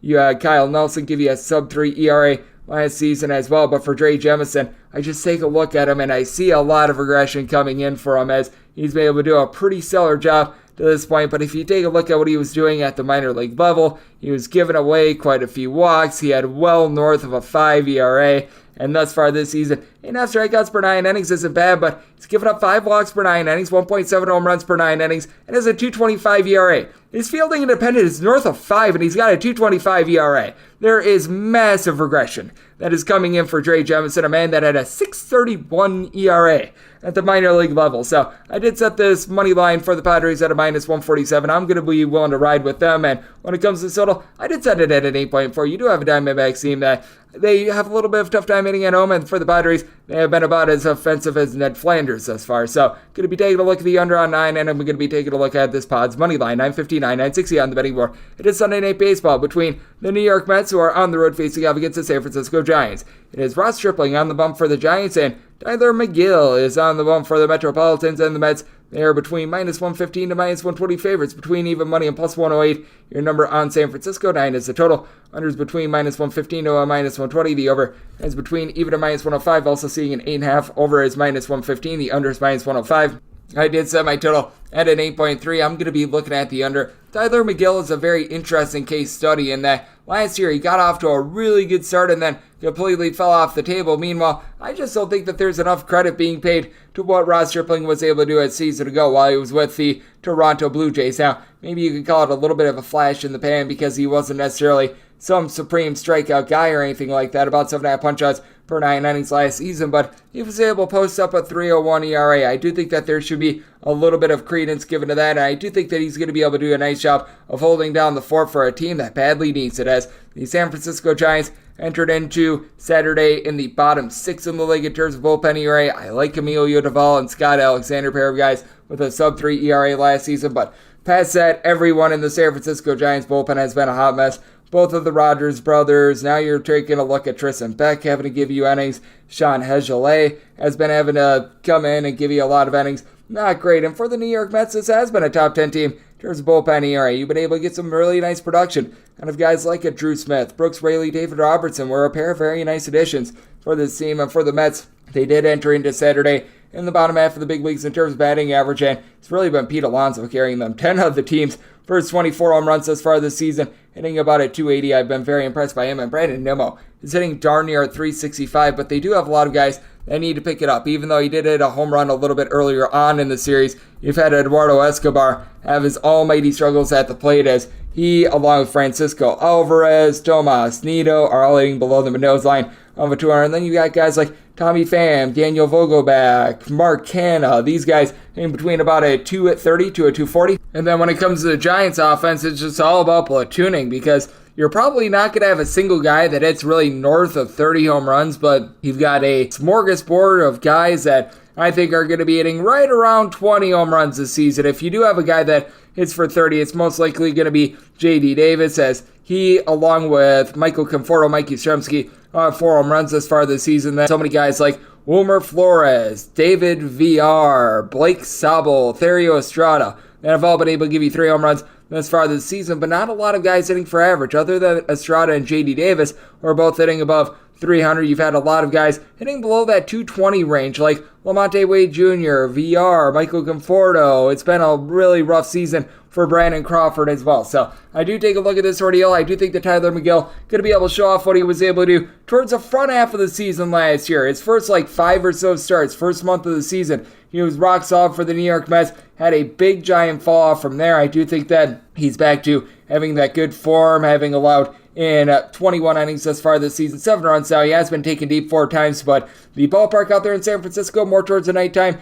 it does play a little bit more pitcher friendly. Does need to cut down on the walks, 4.5 walks per 9 innings, but I think that he's going to be able to do so, and it's backed up by the far better bullpen. So, willing to lay up to a minus 125 with the Mets, and with this total, set it at an 8.3. So, going to be taking a look at the Mets and this 9 to 8.5 under 961, 962 on the betting board. The Detroit Tigers hit the road face-off against the Baltimore Orioles. Grayson Rodriguez is going to be going for the Orioles, and Eduardo Rodriguez is on the bump for Detroit. 8 is the total. Over is anywhere between minus 110 and minus 120. The under is anywhere between even and minus 110. With Baltimore, they are anywhere between minus 155 and minus 170 favorites, between plus 135 and plus 148. Your number on Detroit, and if you're looking at a run line price, find that at a plus 125 with the Baltimore Orioles. Needed at least a plus 108 to take a look at the Orioles run line, set them more around a minus 170 on the money line. So seeing a bigger edge on the run line, that's where I'm going to be firing in.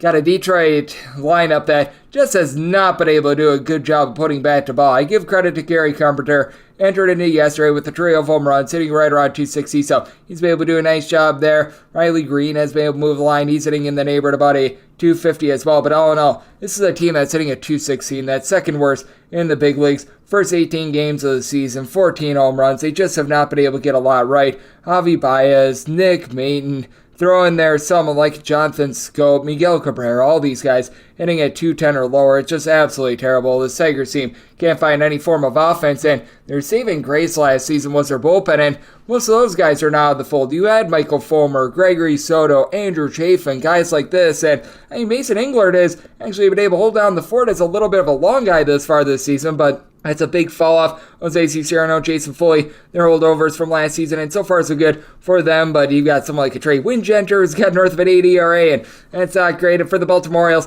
they have seen a fall-off with their bullpen ever since they traded away Ode Lopez last season, but Danny Columbia is someone I like that they picked up. Cianel Perez, Keegan Aiken, expected a little bit of fall-off there, but Felix Bautista has some of the best stuff that you're going to find in the big leagues, and for the Baltimore Orioles, you've got yourself a lineup that has really benefited from these stolen base rules. You've got a pair of guys in Cedric Mullins and Ode Mateo. They are the best duo in terms of stolen bases in all baseball. Now, you got a couple guys that they need to pick it up with their batting average. Anthony Santander has dealt with a back injury, but he, along with Gunnar Henderson, James McCann, Ryan Mountcastle, all entered into yesterday, hitting at 215 or lower, though Austin Hayes, Adley Rushman hitting above a 300, and you've seen with one of those guys that have been struggling in Mountcastle have a 9 RBI game, so he's capable of doing that. Santander had 30-plus home runs last season. He's been recovering from a back issue. Seems like he's starting to get a little bit more online as well, and for Eduardo Rodriguez, sometimes he's his own worst enemy. In 2019, he led the American League in terms of total walks, has really reined it in this year. 5 walks over the course of 24 innings, but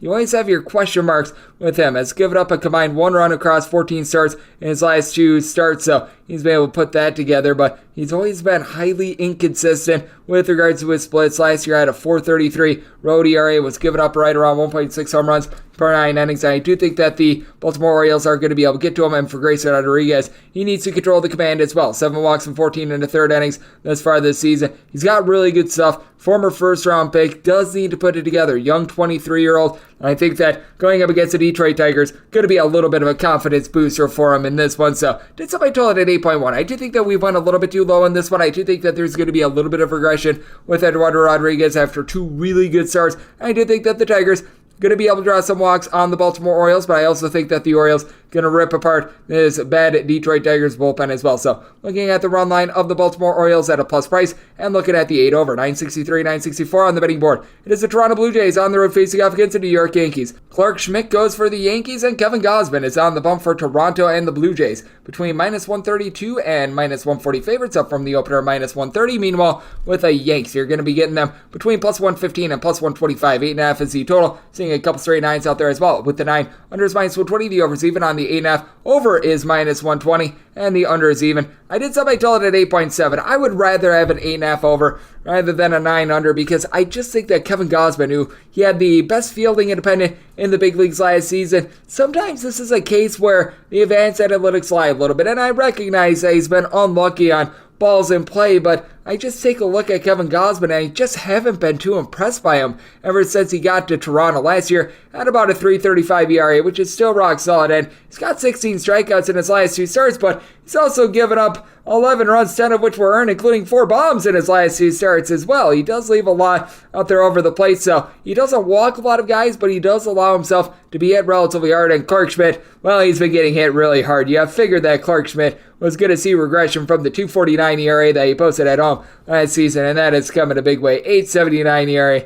That's far this season. 4 home runs and 14 in the third innings, allowing 14 runs in total. And now he has to face off against the Toronto Blue Jays lineup that they've been able to do an incredible job of putting bat to ball, but they haven't necessarily been able to generate the power. They've got 22 home runs in their first 21 games of the season. I do think that this is going to be going northward for them, as you've got so many guys that are getting on base for this team. Matt Chapman, Vlad Guerrero Jr., Bo Bichette, Kevin Kiermaier, throw in there Whit Merrifield, all hitting at least a 300 for this team, with the top 3 in Guerrero, Chapman, and Bichette hitting above a 340. The problem has been the home run power. Chapman has been able to give you 5 home runs, Bichette and Guerrero at 4, but really nobody else has been able to go deep for this team. I do think that that's going to be going upward. Alejandro Kirk, after a little bit of a rough start to the season in terms of power, but he's been able to get on base, nearly a 400 on base. Brandon Belt hitting below the middle line of 200. I think that he's going to be able to pick it up, and I do like this Blue Jays bullpen as well, as you've got a lot of guys who have been able to come in and lock it down. Anthony Bass has been, well, popping in the news, to say the least, but that said, you've got Zach Pop along Tim Mayza, Jordan Romano, Eric Swanson. You have faith in these guys, and for the Yankees, they did enter into Saturday with the top bullpen ERA in the American League. I'd like Wandy Peralta, Ron Mananakio. These guys do a solid job of being able to set up guys like Albert Abreu and company. Clay Holmes has been a little bit of an adventure this year, but past that, you got a Yankees bullpen that has been relatively rock solid. But for the Yankees, as we know, Giancarlo Stanton with injury once again, so shock, surprise, surprise. But you got Aaron Judge. He's got 6 home runs. He's been able to do a good job of moving the line once again. Gleyber Torres, along with Anthony Rizzo, have both been able to provide north of a 390 on base. DJ LeMahieu needs to pick it up. He's hitting just a 250. You need him to be one of those guys that sort of sets the table. And Anthony Volpe, he's been able to get on base from time to time, and when he gets on base, he's able to steal bases, but need him to hit a little bit better than a 200. So it is a little bit of an interesting spot. I do think that the Blue Jays are going to be able to get to Clark Schmidt. So like I said, I would rather have an 8.5 over rather than a 9 under, but I'm in the middle on this one. Somebody told it at 8.7, and with the Blue Jays, I did set their money line at a minus 132. Really like the opener of a minus 130, and if you're able to still catch a straight minus 132, that's where I would be looking at current numbers at a plus 120. I'd be trying to see if the Yankees either just go upward or general, or if we could get back to that opener, but minus 132 or less, willing to ride with the Toronto Blue Jays in this spot. And when it comes to the total, looking at an 8.5 over, 965, 966 on the betting board. It is the Tampa Bay Rays, and they're going to be playing us to the Chicago White Sox, as Lucas Giolito is going to be going for the Sox, and Zach Eflin hopes to not be Eflin awful for the Tampa Bay Rays. This is a game that is presently off the board, as we did not know what we were going to be getting in terms of a bullpen game and or Zach Eflin, but this is an ordeal where I did set the Tampa Bay Rays at a minus 196 on the money line. I'm willing to lay up to minus 109 in terms of their run line, and somebody tell it at 8.2, which means that an 8 or less, I'm going to be taking a look at this total over a 8.5 or higher. I'm going to be taking a look at the under with Eflin. I can't think that he's necessarily going to be going for his full allotment of innings here or anything like that, so I do think that this is going to be piecemeal together. But that said, the Tampa Bay Rays team has been absolutely extraordinary with their bullpen at top 5 bullpen ERA once again this season, despite the fact that Jeffrey Springs goes down, despite the fact that they have not had Tyler Glasnow, despite the fact that you have had Eflin be a little bit banged up. They've been able to do a nice job of holding down the fort, and you've got so many guys like Jason Adam, Jalen Beeks, who I mentioned before, Colin Pouchet. Pretty much all these guys are able to give you multiple innings. They're able to do a nice job of being effective out of the pen. And you know, a bullpen is not effective. The Chicago White Sox, who are currently in the bottom 5 in terms of bullpen ERA. Ronaldo Lopez has been utilized as their closer. He's got an 8.38 ERA. I mean, it's just really terrible at this point. Aaron Bummer, Kendall Graveman, Jimmy Lambert, these guys had a sub 3.5 ERA last season. They're not cutting it thus far this season. Keenan Middleton might actually be their best reliever right now, and I'm not even kidding when I say that. And for the White Sox, you've had Jake Berger do a solid job. He's got 4 home runs over the last 8 days for the team. Luis Robert has been able to provide 5 home runs as well, but White Sox team in general is a little bit breath of power. You do have guys that are able to move the line for the team, as Andrew Benintendi, Yasmani Grandal, when he's been out there, Tim Anderson, as we know, he and Yoel Moncada have been dealing with injuries once again, but they've all been able to hit at least a 280 for this team. But this is one of the least disciplined teams in the big leagues. They really don't draw a lot of walks. Saints, Andrew Vaughn, who's got 10 thus far this season, and for the starter in Lucas Giolito, actually was significantly better on the road than he was at home last season. Last season, he posted up a 6.08 home ERA, 3.83 ERA on the road, giving up on the road about 1.1 home runs per 9 innings, and this is a relatively pitcher-friendly park, but at the same time, he has been, since the beginning part of last season, giving up right around 3.3 walks per 9 innings, and when it comes to the Tampa Bay Rays, you've got everyone just mashing for all humanity right now. Entered into yesterday with 45 home runs, that leads the big leagues. Really, other than Isaac Paredes and Manuel Margot both hitting below a 275, because, that's pretty much the Mendoza line at this point for the team. Both of these guys hitting below a 225, so they're pretty much outliers, but, other than them, everyone has been performing. Randy Arozarena, Wander Franco, Yandy Diaz, Harold Ramirez, you just go down the list, Christian Bethancourt, all these guys, they're providing 4+ home runs. All these guys are getting on base, and it's been insane, and I do think that we're going to see a little bit of regression with that, and I do think that for Zach Eflin, could be a little bit of a hot and cold start, but I do think that the Rays should be able to get it done. I recognize that each of their last 2 games landed on 1 run, but Lucas Giolito has been a hot mess last few seasons, so I did set the money line at a minus 196 with Eflin going, and I did set the run line at a minus 109, so I'm going to lay up to a minus 108 there, and like I said, 8 or less looking at the over 8.5 higher to the under, 967, 968 on the betting board. The Oakland A's hit the road face-off against the Walker Texas Rangers. Jacob deGrom is going to be going for the Rangers, and Kyle Mueller is on the bump for Oakland. Really only DraftKings currently has a number up on this game, and with Oakland, we are finding them as a plus 255 underdog. Minus 305 is your price on Texas. If you're looking at a run line, you're laying minus 135 with Texas. 7 is the total. Over is minus 135, and the under, it is plus 105. And if we can get a plus 270, which, it's pretty far-fetched that we get a plus 270, but if we get a plus 270, I'm willing to take the Oakland A's just because we're getting to a point of ridiculousness right now. Jacob deGrom, you go back to the back half of last season, he hasn't necessarily been the Jacob deGrom of old. He got lifted from his last start due to just a precaution, and I wouldn't be surprised if he's a little bit limited in this start as well. So, the Oakland A's stink, there's no question about it, but sometimes you just get to a price where you can't refuse, and we might be starting to get there on this one. As for Jacob deGrom, last start, he looked very good in his 4 scoreless innings. Problem is, he went just 4 innings, and for deGrom, he's given up 3 walks over the course of his 4 starts. His strikeout stuff has been there, 32 punch-outs in 22 thirds innings. Who knows if there's going to be lingering effects, though. Kyle Mueller, meanwhile, 7.23 ERA. He's been getting lit up like a Christmas tree, giving up north of 4 walks per 9 innings. He's not getting a lot of strikeouts. 3 strikeouts or fewer in 3 out of his 4 starts this far this season. But I will say this about the Oakland A's.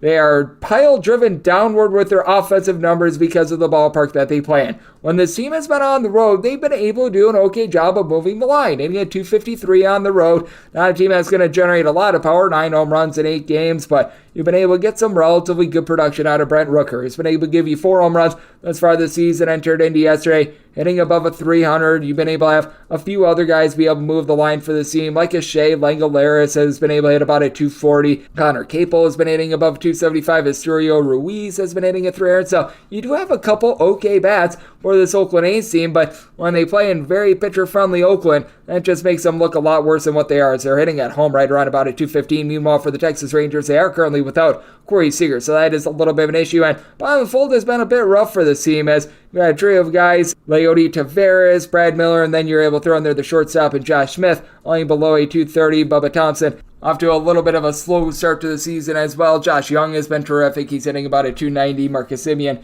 he had 3 home runs this past week, and I will say Adolis Garcia, even though he's hitting at 220, went deep yesterday for home run number 5 of the campaign. But what I do like about the Texas Rangers team, their bullpen. They entered into yesterday in the top 6 in the big leagues in terms of bullpen ERA, as you've got Jose Leclerc, coupled with Brock Burke, Jonathan Hernandez. They all had a sub-3 ERA last season. Cole Reagans was a starter last year. He's been good in the bullpen. Will Smith has not been getting too jiggy with it in games, and for the Oakland A's, it is very devastating that you've got Domingo Acevedo currently out the fold. They traded away A.J. Puck in the offseason, which means that you've got Zach Jackson and Sam Moll with a sub-3.5 ERA from last season, but with Danny Jimenez out of the fold, that means that you're now trusting in guys like Chad Smith and company. Not necessarily a place where you do want to be. So, like I said, at current numbers, I'm willing to lay the run line of the Rangers, willing to lay up to a minus 140, but right now, if we are able to get a plus 270, and I wouldn't doubt it if we get a plus 270, I would be taking a look at the Oakland A's on the run line, going to try to find as much value as humanly possible, but if we get that plus 270, I'm willing to take a shot on the Oakland A's just with everything that DeGrom is going through. And this total, I did set it at an 8.3, so here at a 7. Also going to be taking a look at this total over 969, 970 on the betting board. It is the Kansas City Royals on the road going up against the LA Angels. And what's going to be the DK Nation write-up pick? As you got Reed Detmers on the bump for the Angels, and Jordan Lyles is on the bump for the Royals. 9.5 is the total, over and under, anywhere between minus 105 to a minus 115 with LA. They're anywhere between minus 190 to minus $2 favorites, anywhere between plus 170 and plus 178 is your number on Kansas City. And if you're looking for a run line price on the Halos, you're finding that pretty much at even money. And I did set the Angels run line to where I was willing to lay up to a minus 112. I set the minus 212 on the money line, so I'm going to be looking at that run line. But right up here is going to be on the under. Set my total at a 9.2. When it comes to Reed Detmers, he looked very good towards the back half of the season. From the 4th of July on, he made 13 starts. He gave up 2 home runs in those 13 starts, posted up right around a 3.05 ERA. He was a completely different pitcher, getting 9.9 strikeouts per 9 innings. Prior to that, he was getting fewer than 7.5 strikeouts per 9 innings. He has really turned the corner as a pitcher, and for Jordan Lyles, he hasn't been terrible this year. By that, I mean he's got a 3.91 ERA. It's not something where you're taking a look at Jordan Lyles and you're thinking he's some amazing pitcher, but he has really been the deficitary of the team not doing anything around him. Has been on the hook for 4 unearned runs. On top of that, he's received 8 runs of support in his first 4 starts of the season, and that's a big reason why the write-up here is on the under. The Kansas City Royals entered into yesterday as the only team in the big leagues averaging fewer than 3 runs per game, hitting about a 205 as a collective. That is by far dead last in the big leagues. You've had Vinny Pasquantino actually be able to move the line. He's hitting at 270 in limited at-bats. Matt Duffy has been able to do a solid job as well, but these 4 guys were all in the starting lineup. Kyle Isabel, Hunter Dozier, MJ Melendez, Nate Eaton. The only of those 4 guys hitting above a $149 was Kyle Isabel at a $189. I mean, good grief. These guys stink. And for the LA Angels, 19th in the big leagues in terms of batting average. So that's been a little bit down. You've been dealing with some dead bats towards the bottom of the fold as you've got Brandon Drury along with the rookie and Zach Neto, Luis Rengifo, throw in there Matt Theus. These guys are laying at 200 or lower. I do like what Hunter Renfroe has been able to provide. 4 home runs, hitting about a 265. Shohei Ohtani, Mike Trout, we know what to expect out of them. Anthony Rendon's out 1 yard this year, and he's just been a big, giant waste of money. So that's a little bit of an issue as well for the LA Angels. And I know that people like to poo-poo all over this Angels bullpen, but if you take a look since the All-Star break of 2022, they're 12th in the league in bullpen ERA. Is it amazing? No, but you know what? It's formidable. Matt Moore last year had a sub-2 ERA with the Texas Rangers. Guys like an Andrew Wantz, you're able to throw in there Jose Quiata. They haven't been bad in this bullpen. I'm not going to say that they're like all-star caliber players or anything like that, but they've been able to do their job. They're holding down the fort. Carlos Aceves, who comes over from Colorado, I expect massive regression from him, but you know what? To this point, he has been fine for the Royals. I will say, if there is a roll of the dice with this under, it is the fact that they are dead last currently in terms of bullpen ERA. I do think that this is going to be turning around a little bit. They get Josh Shamon off the injured list. Scott Barlow is something I do like. Aroldis Chapman has been able to do a good job of limiting hard contact, and he's got 13 punch-outs in 7 innings thus far this season, so Aroldis Chapman has been good. So I take a look at this spot. I don't think that the Royals are going to be holding up their end of the bargain with regards to the total. I think that Reed Detmers comes out and dominates, which is why the DK Nation write-up pick, that is going to be on the under, and with the Angels wanting to take the even money price on the run line. 971, 972 on the betting board. The Atlanta Braves playoffs to the Houston Astros. Christian Javier is going to be going for the Astros, and Max Fried is on the bump for Atlanta and the Bravos. Between minus 135 to minus 145 favorites, anywhere between plus 125 and plus 132, your number on Houston. 8.5 is the total. Under is minus 115. The over is minus 105. If we can get up to a plus 134, so about a 2-cent move, I'm going to be in on the Houston Astros, and once we get more numbers as I'm doing this on early openers, I do think that we could be able to get there. And if you are taking a look at the Atlanta Braves run line, you're getting a plus 145. Honestly, I would need at least a plus 155 to take a shot here. So at current numbers, would be looking more or less at a Houston Astros run line unless if we get a big dip down. Because if we get down to about a minus 132, that would be my buy point on the Atlanta Braves on the money line. So this is very much a wait and see for me, but for Christian Javier, he's been able to mow them down since the beginning part of the last season, about 11 punch-outs per 9 innings, but what I like about him thus far this season, the command has been better. Last year, about 3.3 walks per 9 innings, 4 walks in 22 innings thus far this season, has given up 3 home runs, and for Max Fried, a little bit of a blank canvas right now. He's only made 2 starts, going a combined 8 1/3 innings, giving up 1 run, so he's been solid in his appearances. Problem is, he just hasn't been out there very often, and he is backed up by an Atlanta Braves bullpen that last year was 4th in the league in terms of bullpen ERA. Of course, when I made them the DK Nation write-up pick on Friday, that's when they really acted up, but this has been a good bullpen thus far this season. Joe Jimenez, Jesse Chavez, able to throw in there Kirby Yates. These are guys that are a little bit longer in the tooth, but they still give you good production. Nick Anderson has been a welcome addition as well. They're still dealing with Rossi Iglesias out with injury, and for the Houston Astros, they were the number 1 bullpen in terms of ERA last season. I expected a little bit of regression there, as everyone had a career year for this team last year. Brian Abreu, Ryan Stanek, Rafael Montero, throwing their Phil Maton, Seth Martinez. All these guys had sub-3 ERAs. It was insane, and for the Houston Astros, they are dealing with quite a few injuries with the lineup. Jose Altuve, Michael Brantley, these guys are still on the fold. You do have Yordan Alvarez, who went deep on Friday. He's been able to supply 5 home runs thus far this season. Kyle Tucker has done a good job moving the line, hitting a .294 with 4 home runs entering into yesterday. Alex Bregman seems to be picking it up after he just always seems to get off to a rough start, but Mauricio Dubon has been able to hit a little bit above a 300 long. Corey Julkson for the Atlanta Braves. You do need a few guys at the bottom of the fold to be able to pick it up. Marcell Ozuna, Eddie Rosario, Eli White, these are guys hitting below a 200, but you've been able to get a lot of production at the top. Ronald Acuna Jr. hitting above a 360 right now. Matt Olson has been able to supply 5+ home runs. Austin Riley has been able to give you an on-base percentage that's hovering right around 375. He's got 4+ home runs. Sean Murphy, he's been able to give you north of a 4 on-base, 4+ home runs out of him as well. So I do think that the Atlanta Braves are going to be able to do a solid job with their lineup. Like I said, I set my money line at the Atlanta Braves -134. So if we get down to a -133 or less on the Braves, we're going to take them. If we get north of a +133 on the Houston Astros, going to be looking there. So the money line that is going to be based on late night line movement. When it comes to this total, I did set mine at a 7.8. So here at an 8.5, looking at the under to go along with a little bit of a TBD money line based on late night line movement. 973, 974 on the betting board.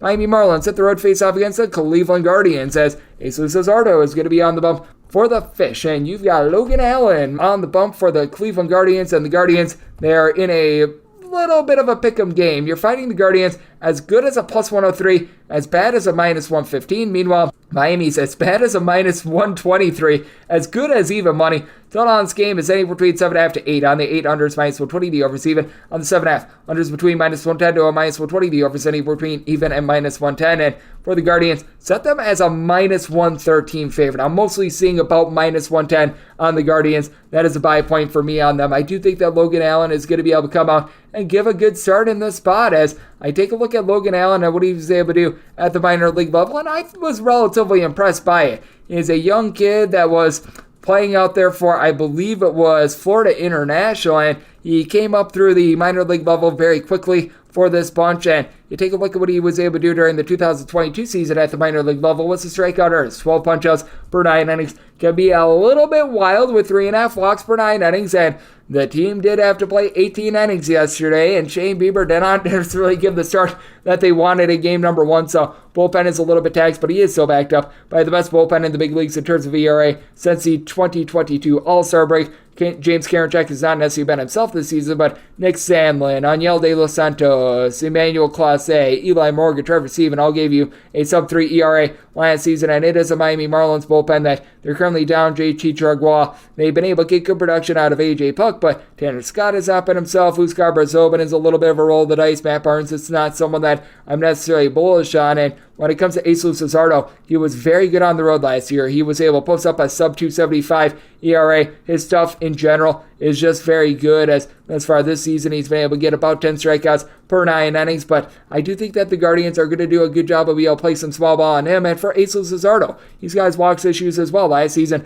was giving up right around 3.3, 3.4 walks per 9 innings, and the Guardians, what this team does a good job of, not striking out. What they do a bad job of is power. Dead last in the American League in terms of total home runs entering into game 2 of that double dip, but at the same time, you got Stephen Kwan, Oscar Gonzalez, Will Brandon, Ahmed Rosario, Andres Jimenez, Jose Ramirez, all that hit at least a 270 last season. Ramirez, he was able to supply 123 RBI last season. Josh Bell, to this point, has been a waste of money. I do think that he's going to be able to pick it up a little bit. And for the Miami Marlins, not like this team is generating a lot of offense. Going into the double dip yesterday, dead last in the National League in terms of runs per game, you do have Ode Soler's been able to supply 5 home runs, and he's just ripping the cover off the ball. Right now, Luis Arias hitting above a 400. Garrett Cooper, he is hitting a 313, and I did not misspeak. Luis Arias currently hitting above a 400. That has been very good, and you've had Yoli Gurriel when he's been out there be able to move the line, but got a lot of dead bats towards the bottom of the fold. Avicio Garcia, Gene Segura, Jesus Sanchez, Nick Fortes, Jacob Stallings, all hitting at 210 or lower. So the Marlins get guys on early, and then they can't drive them in late. So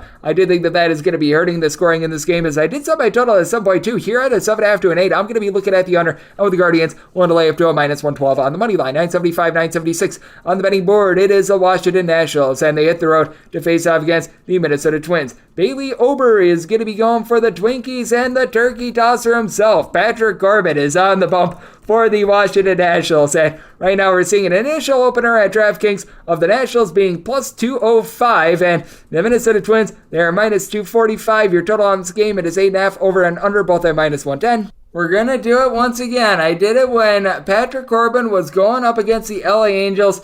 I'm willing to take the plus price. Now I need approximately a 205 and absolutely nothing less to be able to take a shot on the Washington Nationals, but I did set my number at a plus 204. I am going to be willing to dive in on the turkey tosser himself.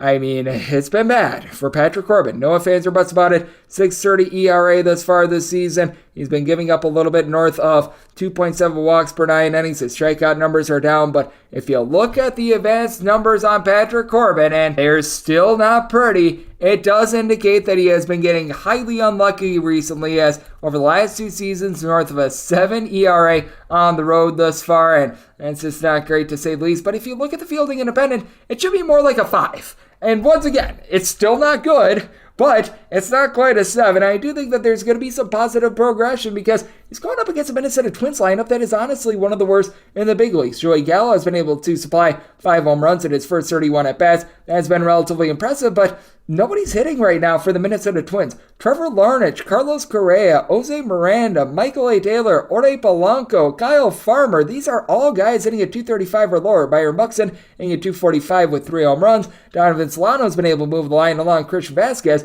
they got a combined 0 home runs, though, and this is a very pitcher-friendly ballpark that is going to be working to the benefit of the turkey tosser himself and Patrick Corbin, and Corbin's actually backed up by the better bullpen. Ever since the All-Star break of 2022, the Washington Nationals have a top 11 bullpen in terms of ERA, with Erasmo Ramirez, Mason Thompson, Carl Edwards Jr., throwing their Hunter Harvey, all giving you a sub-3.3 ERA in the bullpen last season. For the Minnesota Twins, they entered into Saturday 20th in terms of bullpen ERA. They did not get the start that they were looking for out of Pablo Lopez. Now, I do like some of the Twins pieces in this bullpen, as you had Oriel Calo, who's doing a good job, but now he's on the injured list. Oriel Lopez, along Yohan Duran, these guys are rock solid, but when you go to Emilio Pagan, you don't know what you're going to get there. Kale Theobar, he's been okay for this team, and I do like Giovanni Moran, someone who last year was able to supply a sub-3 ERA, but for the Washington Nationals, they were able to bust out for 10 runs yesterday. Do I think that that's going to be duplicating itself? No, the Nationals had scored 4 runs or fewer in pretty much, I think it was like 8 out of their last 10 games prior to that, but you do have guys that are able to get on base for this team, as Jeimer Candelario has been able to give you 3 out of the teams, and I'm not even kidding here, 9 home runs thus far this season, hitting about a 270. Joey Meneses, after a rough start to the season, he's looking like the Joey Meneses that was hitting north of a 300 last season. Keibert Ruiz is hitting about a 260. Victor Robles, nearly a 400 on base. So you've got guys that are able to move the line. Patrick Corbin stinks. No fans or buts about it, but this is the first start of the year for Bailey Ober as well. And Bailey Ober was really unable to stay out there on the mound last season as well. Last season, he was only able to make 11 starts, and he was pretty solid in those starts, giving up 4 home runs over the course of 56 innings. His ERA was right in the neighborhood about a 3.20, but I've got my question marks as to what we are going to be able to get out of Bailey Ober. He did make a few minor league appearances prior to coming back up to the big league level. 4 starts, 17 and 2/3 innings, and his strikeout numbers were there, but he was also lacking command, north of 3 walks per 9 innings, and that's really been one of the biggest things for Bailey Ober. So I do think that Ober going to be a little bit limited. Twins bullpen, not necessarily terrific. Did set my total at an 8.4, so you're at an 8.5 looking at the under, and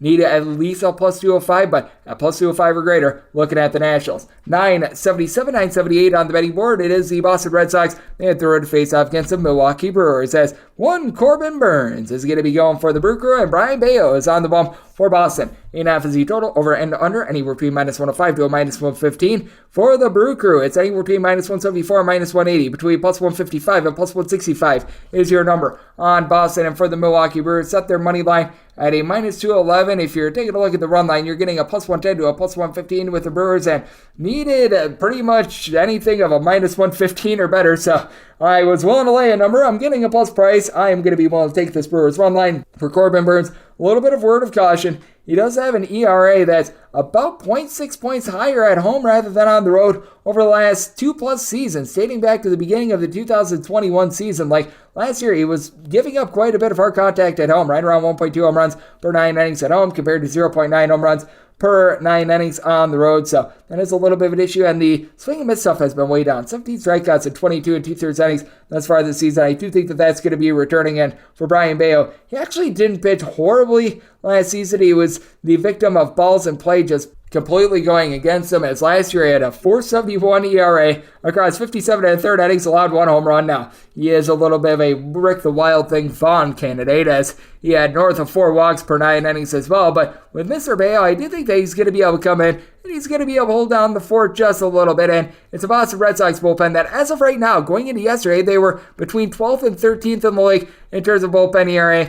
I do think that this is going to be going very far northward. If you take a look at the advanced numbers on Baseball Savant, the Red Sox bullpen has been getting as lucky as all heck to this point, because you've got guys like Caleb Ort, Richard Blyer, Ryan Brazier. I mean, just throw out their bad bullpen guy here, and he's probably on the Boston Red Sox at this point, as Kenley Jansen is right now closing out games, and we all know what sort of an adventure that is. But, I mean, it has been interesting to take a look at it. And the Brewers, they entered into Saturday in the top 3 in terms of bullpen ERA as well. I do think that this is going to be going northward, but I like what I've seen out of this team. Joel Payamps has always been a solid bullpen guy. Matt Bush, sometimes it's a little bit of an adventure with him, but he was able to close out that game against Seattle a bit earlier in the week. Peter Strzelecki has been able to do a nice job, as he, since coming up to the big league level, has been solid for the Brewers, giving up just 1 run in 8+ innings thus far this season. So I like the way that these guys have been able to fortify themselves. Big question with the Brewers is, can these young guys like Bryce Terang and company continue to hit for this team? Because now they've got Garrett Mitchell,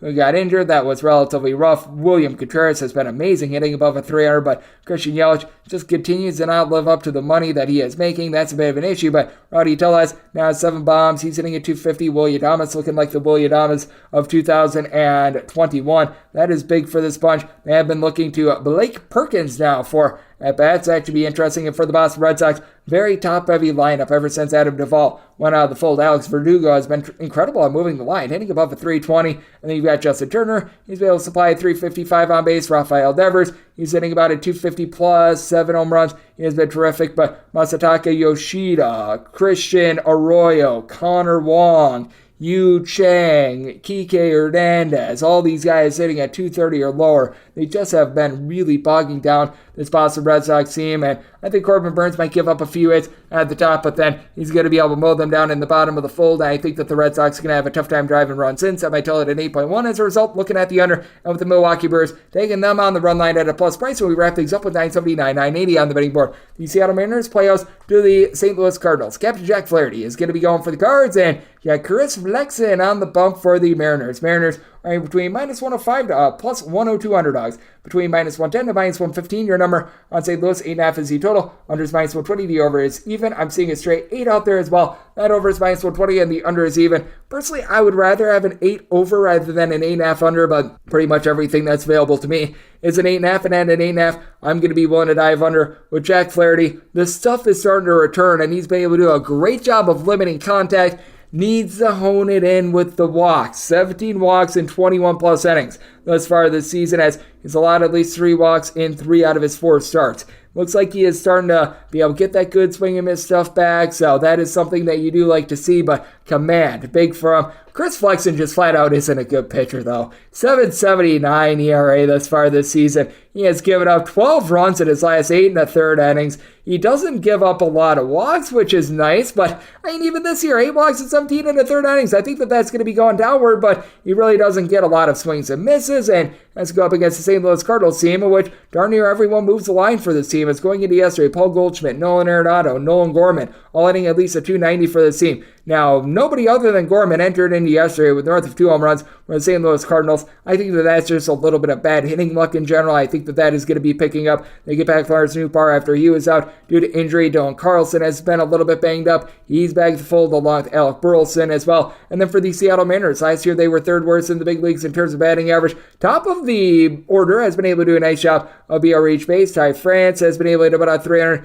And then you've got Julio Rodriguez and Eugenio Suarez, Teoscar Hernandez hitting between a 255 to a 270. Entering into yesterday with Hernandez, Jared Kelenic, Rodriguez, all giving you 4 home runs entering into yesterday. But guys like Colton Wong, AJ Pollock, JP Crawford, Cal Raleigh, these guys hitting at 230 or lower. They're right now killing the Seattle Mariners. And for the Mariners, their hallmark has always been the bullpen, but both of these teams entered into yesterday with comparable bullpen ERAs, as the Mariners are dealing with an injury to Andres Munoz that hurts them. Justin Topa has been someone that I've been rather impressed by in the bullpen. You still have Penn Murphy, Paul Sewald, who were rock solid last season, but Matt Brash has seen a little bit of a fall off. Diego Castillo, he's just not trustworthy. And after a rough end of the 2022 season, Ryan Helsley looks to be back to full form. Giovanni Gallegos, Genesis Cabrera, these guys have been able to lock it down. Chris Ryan is able to give you a little bit of length as well if you do see a Captain Jack Flaherty flare up. Like I said, if I could get an 8, I would rather have that over rather than an 8.5 under. But at card numbers, looking at the 8.5 under, and with the Cardinals, set them as a minus 128 favorite. So looking at the cards and the under, and that will wrap things up for the Sunday edition of the Baseball Betting Show, now part of the VSiN family of podcasts.